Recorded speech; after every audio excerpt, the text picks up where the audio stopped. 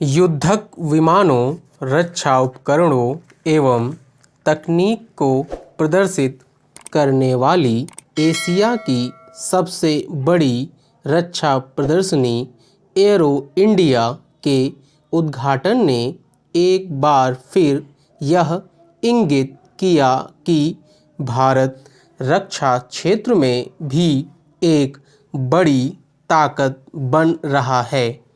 इस आयोजन की महत्ता इससे समझी जा सकती है कि इसमें करीब 100 देशों की 800 से अधिक कंपनियां भाग ले रही हैं। इनमें कई प्रमुख देशों की नामी कंपनियां हैं। इससे बेहतर और कुछ नहीं कि रक्षा क्षेत्र की भारतीय कंपनियां इनसे होड़ ले रही हैं।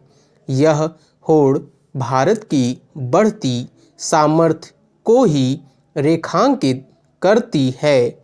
इसकी पुष्टि एरो शो का उद्घाटन करते हुए प्रधानमंत्री की ओर से दिए गए इस वक्तव्य से भी होती है कि भारत अगले कुछ वर्षों में अपने सैन्य साजो सामान का निर्यात 1.5 अरब अमेरिकी डॉलर से बढ़ाकर 5 अरब अमेरिकी डॉलर करने की तैयारी कर रहा है।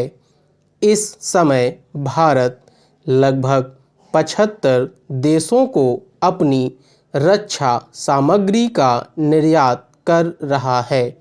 उल्लेखनीय यह है कि भारत में निर्मित लड़ाकू विमानों, मिसाइलों और अन्य रक्षा उपकरणों एवं तकनीक की मांग तेजी से बढ़ रही है।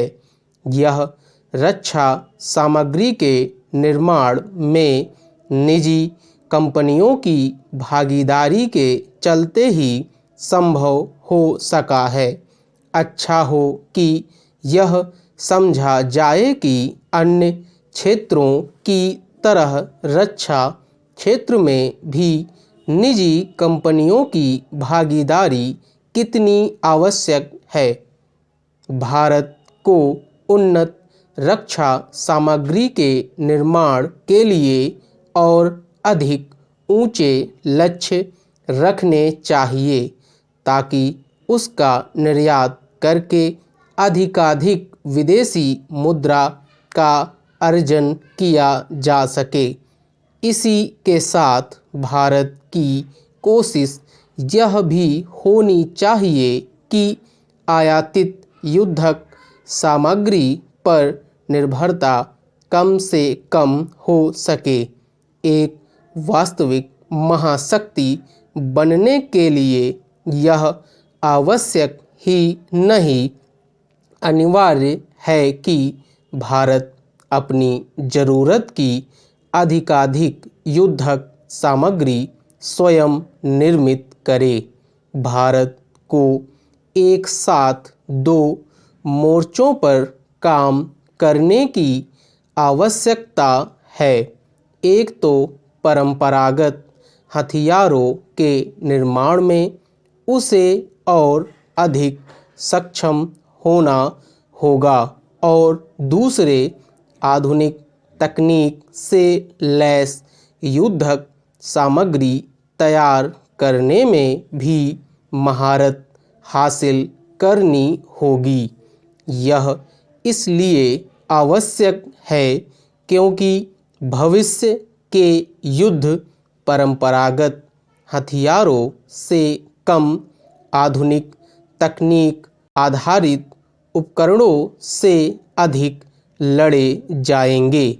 रूस यूक्रेन युद्ध ने यदि कुछ स्पष्ट किया है तो यही कि आने वाले समय में उन्हीं देशों की सैन्य शक्ति श्रेष्ठ मानी जाएगी जो आधुनिक तकनीक और विशेष रूप से आर्टिफिशियल इंटेलिजेंस आधारित रक्षा उपकरणों से लैस होंगे।